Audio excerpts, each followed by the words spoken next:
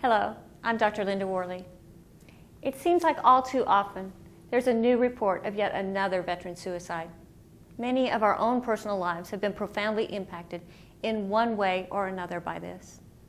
Suicide isn't something people openly talk about because it raises such strong emotions. For some of us, we've lost a coworker or a veteran we've cared about, a friend, a patient, or even a family member. For me, my first encounter with suicide was losing a colleague in medical school. We were interns at the time, and none of us saw it coming. When I replay it in my mind today, I can see she was communicating messages of distress to us that we didn't recognize. You're here today because you play an important role in building a strong and durable safety net for our veterans who are in anguish, yet struggle to reach out for help. Your most powerful tool is your emotional intelligence. It's a combination of having self-awareness, empathy for others, and being a skilled communicator verbally and nonverbally. Most people don't realize that more than 80% of communication is nonverbal. And it's this type of communication that's believed the most. Some examples of nonverbal communication are a person's body posture, their gestures, and their facial expressions. You'll see some examples of this in the story we're about to watch. It's a combination of events we've woven together. As you listen and watch, try to identify key nonverbal messages and missed opportunities.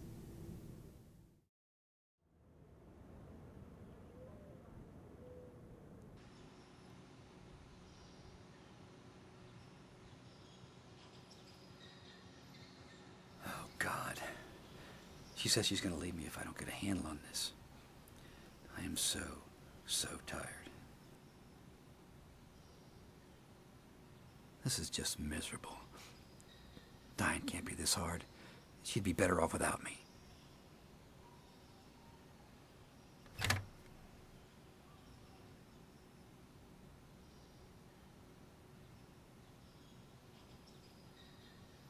No.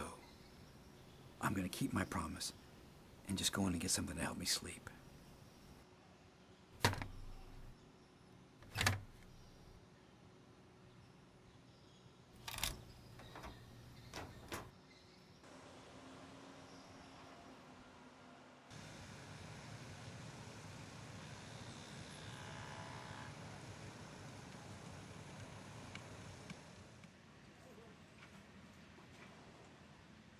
Oh my gosh, I was watching the TV last night. Did you see that award show? The award show? Ridiculous. Oh, what about those outfits they had on? It looked horrible. I know what you mean. Oh, I'll tell you what. I hate coming to this place.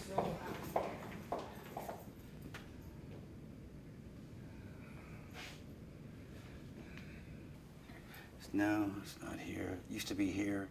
Where am I parked? Oh, they've moved it again.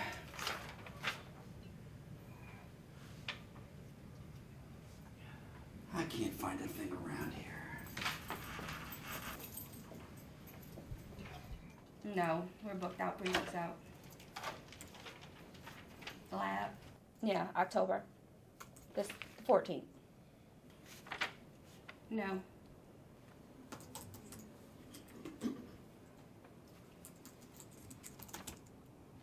I can get you in with Dr. David.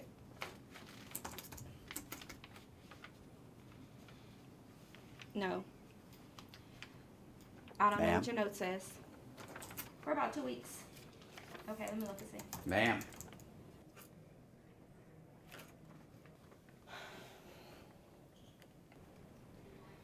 Yeah. Yeah. Oh, you can't come in? Well, let's see if I can get you in. Hold 1 second. How can I help you? Listen. I'm just here to see my doctor to get some sleeping pills. Let me see if the doctor's in. You can have a seat if you want. Thank you. Oh, you're welcome.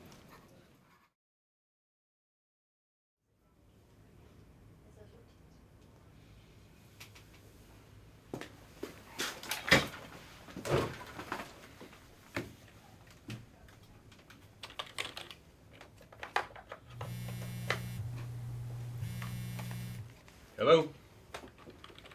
No, I'm not going to be able to make the practice. All right, love you.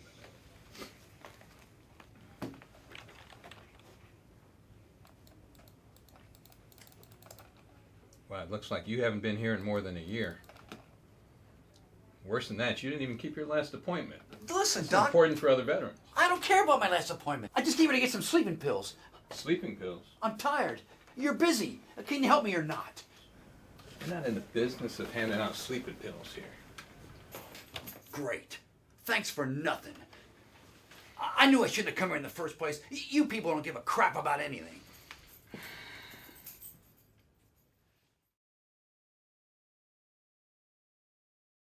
That didn't go so well. What just happened? Think about Mr. Heflin in his Jeep and those three things that come together when someone chooses suicide. Number one, intolerable anguish and agitation. Number two, a belief that there are no options for escape other than death. And number three, having a means to take one's own life. Mr. Heflin clearly has two of the three. He hasn't slept in days. His wife is threatening to leave him if he doesn't get some help. And he's highly agitated, as seen by his rocking back and forth, trembling hands, and his irritability and impatience. To his credit, he decided to keep his promise to his wife and go to the VA for help. Unfortunately, his visit didn't go so well. Think about his first encounter with the women he passed in the hallway and their nonverbal communications. They were completely into their own world, into their own conversation about the previous evening's awards show. They were talking about how disgusted they were with the appearance of the host. But did you see Mr. Heflin's reaction? I think he believed the disgust was directed at him, because immediately he said, "I hate this place." They only made brief eye contact with him, but no lasting gaze or smile or even a nod of respect in passing. The electrician was also focused in his own world, working on a ceiling light. Granted, a fair bit of focus is in order here. After all, we wouldn't want him to fall from the ladder. But he did glance down when he overheard Mr. Heflin, upset over being lost, but immediately turned back to his work without saying a word. The clerk ignored Mr. Heflin, but when she did eventually acknowledge him, she rolled her eyes, flipped her head, and let out a heavy sigh, as if he were an inconvenience. This only increased Mr. Heflin's level of agitation, so when he finally did get to see the doctor, he was pretty fired up. The doctor rushed into the exam room, heading straight for the computer, never mind even greeting Mr. Heflin. Then he took a personal phone call. Next, rather than turning his attention to the very distressed Mr. Heflin, he returned to the computer screen.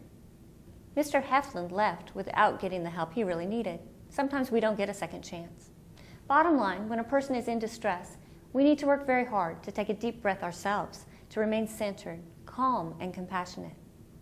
Now let's go back and see how this story can have a very different ending.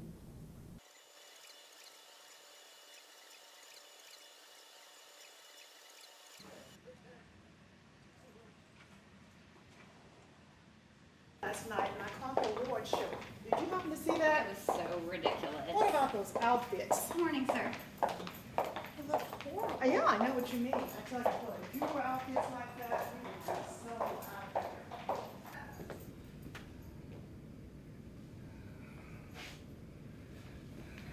No, it's not here. It used to be here. Where am I parked? Sir, can I help you find something? I'm just trying to find my primary care doctor. I tell you what, primary care's moved around the corner. Let me show you the way. I sure would appreciate that. Sure, no problem. What branch service you in? I was in the Navy. Really? Right there. Oh, then- sure. After I finish my tour. What's your last name? I went ahead and Your last four. Okay. Awesome. Yep, you're here. Thank you. Good morning, Good Gloria. morning. How are Could you? I'm good. Could Good. you help my friend out here? He's Sure. looking for Dr. Brown. Okay. Hi. Hello. How are Take care of you? yourself, buddy. Thank you. Let me see what I can do for you. What's your last name? Heflin. All right. Okay, there you go. You wouldn't mind having a seat in the waiting room right there? Was right with you. Thank you. You're welcome. Hey, Mr. Heflin, good morning. How are you? I've been better, Doc. It's good to see you. It's been a while. Thank you, sir. It has. I hope you found our clinic without too much trouble. I did. I had some help. Ah. What brings you in to see us today? Doc, I need a little help sleeping. Okay. I haven't slept in 3 days. Oh, really? Okay. Let's figure this out. Tell me more about it. It's my wife. me to come. I have to get a handle on this. I think she's going to leave me. Oh man, this is very serious. Now I can tell that it's really distressing to you. I have an idea. Why don't we go down the hall and meet with one of my colleagues, Dr. Johnson? She's very good at people who have difficulty with sleeping, and I trust her. Do you want to do that? Sure. All right, let's go. Hey, Dr. Johnson. Hi. Hey, I'd like for you to meet one of my patients, Mr. Heflin. Hi, Mr. Heflin. Mr. Heflin, Dr. Johnson is one of our strongest doctors in helping patients who have trouble sleeping. I believe she's going to be able to help you, and I trust her. It's good to see you today. Thanks, Doc. Thanks, Dr. Johnson. Thank you. Come on in, let's see what we can do for you today.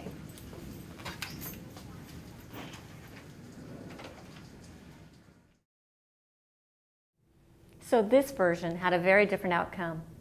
If we look at what went right, you can see how each person Mr. Heflin met gave him respect and kindness. One of the most powerful interactions was the kinship he felt with a fellow veteran, the electrician. So specifically, when he passed the women in the hallway, they stopped their personal conversation, turned to Mr. Heflin, made warm eye contact, smiled at him, and greeted him. The electrician on the ladder, when he overheard Mr. Heflin feeling upset, he turned and offered to help. He even walked him to the clinic and introduced him to the clerk.